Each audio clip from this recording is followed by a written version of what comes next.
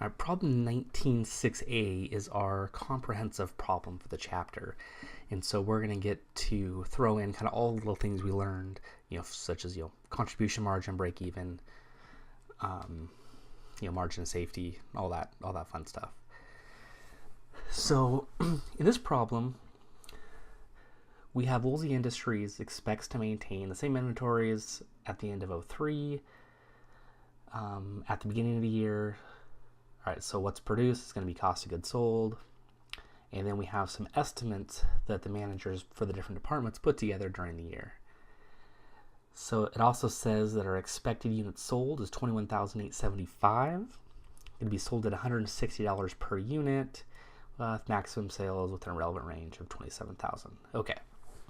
So the first thing it wants us to do is put together an estimated income statement for the year.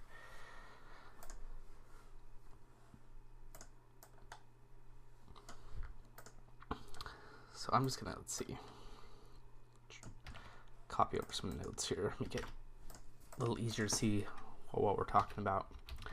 So our sales is gonna be our expected units sold, so 21,875 times 160 per unit. Whoops.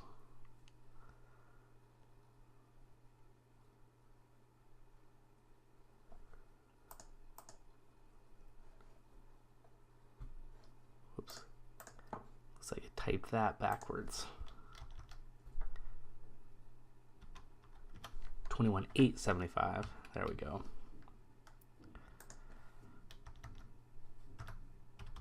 All right, so projected sales is $3.5 million. Our direct materials, so we take our projected sales times our direct materials variable cost per unit, which is 46. Then for direct labor, our sales units times, we got here our direct labor of 40. Now our factory overhead has a fixed cost portion of 200,000 and a variable cost portion of $20 a unit. That's going to give us 637,500. So that'll give us a total cost of goods sold of 2.5 million and change. And a gross profit, we take our sales minus our cost of goods sold of 981,250. Let me just make this a little bit bigger. That's a little too big.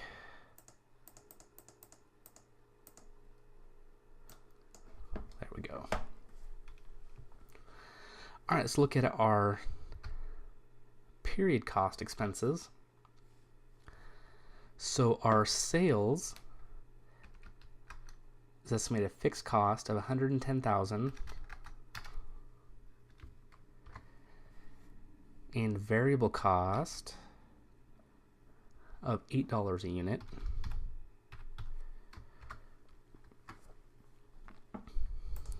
Put our equal sign in there. So 285,000.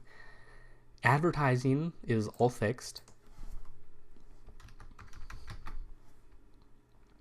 at 40,000. Travel is all fixed. Oops, that's 12. Miscellaneous selling cost has 7,600 fixed and $1 per unit of variable cost. Office salaries are fixed at 132,000. All right, supplies is a mix of 10,000 of fixed cost and $4 per unit of variable cost gives us 97,500. And then miscellaneous admin cost, we got 13,400 of fixed cost and $1 per unit of variable cost, so 35,275. So that gives us total expenses of 631,250. So now if we take our gross profit and subtract, let's see, our total expenses, we get income from operations of 350,000. All right, so that gives us our estimated income statement. So in part 2, so what is the expected contribution margin ratio? So for that, we want to take our sales and then subtract out our variable cost. All right, so what are our variable costs? Okay, we can't just look here really quickly and grab it because it's, these are all mixed. So we do know how many units we're selling. So we got 21,875, and then over here gives us our variable cost per unit of 120. So our variable costs are 2.625 million. So if we subtract sales from variable costs, we'll get our contribution margin of 875,000. And then if we take our contribution margin divided by our sales, will give us our ratio of 25% for contribution margin ratio. All right, so part 3, so determine the break-even sales in unit dollars. So for that, we'll want to start off with our fixed cost. And so our fixed cost are given to us right here, 525. And our contribution, let's see, it's actually not percentage, this is contribution, unit contribution margin. That's going to be our selling price of 160 minus our variable cost of 120. So it's going to be a contribution margin per unit of 40. So if we take our fixed cost, divide it by our unit contribution margin, we get a break even in units of 13,125. And then if we want to get it in sales dollars, we take our fixed cost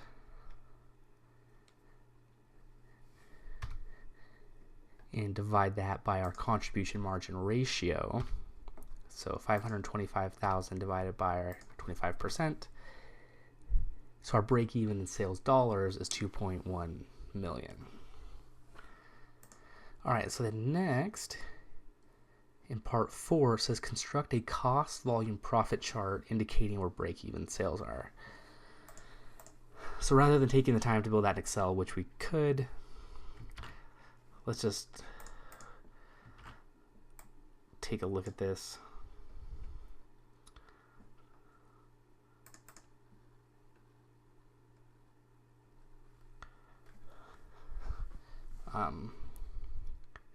Chart here just to get an idea on what they're looking for. So what the chart does is it just kind of graphically illustrates what's going on here. And we have this bottom line right here is going to be our sales. So our sales, if we sell 0 units, we make $0. So we always start at 0 for sales. And it's going to go up at a rate of $160 per unit. Then if we graph our cost line, and so cost lines starts off with where our fixed costs are. So right here, $525,000 of fixed cost. If we don't sell anything, we still have $525,000 of cost. And then it's going to go up at a rate of $120 per unit.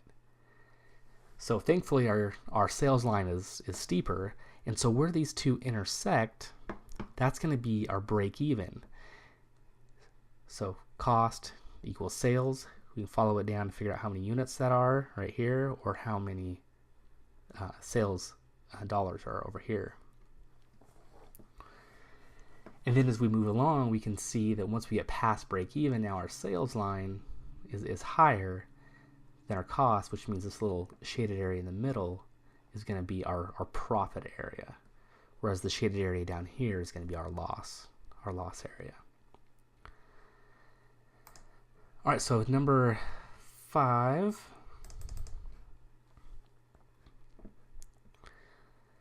What's the expected margin of safety in dollars and percentage of sales? All right, so we already calculated our sales at 3.5. We calculated our break even above at 2.1, which means we have 1.4 of margin of safety. Then if we take our 1.4 and divide it by our 3.5, that means we have a 40% margin of safety as a percentage. And then part 6 is determine our operating leverage. And so operating leverage is calculated by taking our contribution margin and divide it by our income to get our operating leverage factor. And so what that says is that's essentially how risky is this business model. So the higher operating leverage we have, that means that what we're doing is for every sales that we make, we have a lower variable cost and higher contribution margin. So that means basically once we get past this mark here, this gap is much steeper.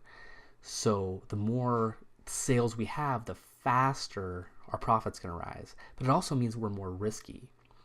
And so like this number by itself, 2.5, doesn't mean a whole lot. Where it comes in to be beneficial is when we're comparing it with another company.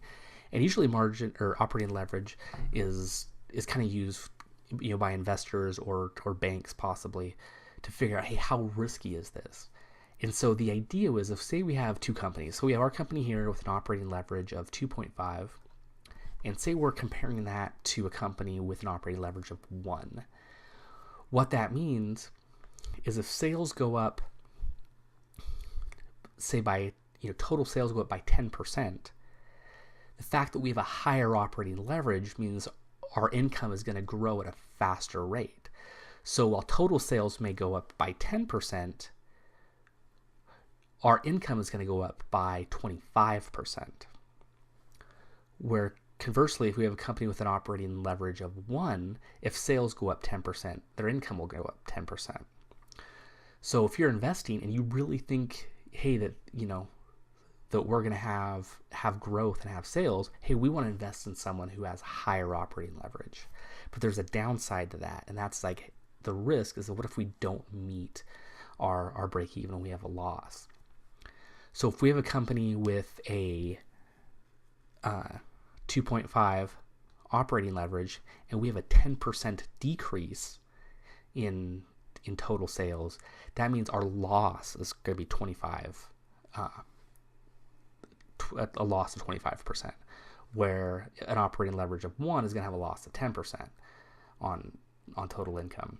So operating leverage is risk in the fact that, hey, if you're doing good, your income is going to grow at a higher rate, but you're also going to have a higher chance of losing money as well.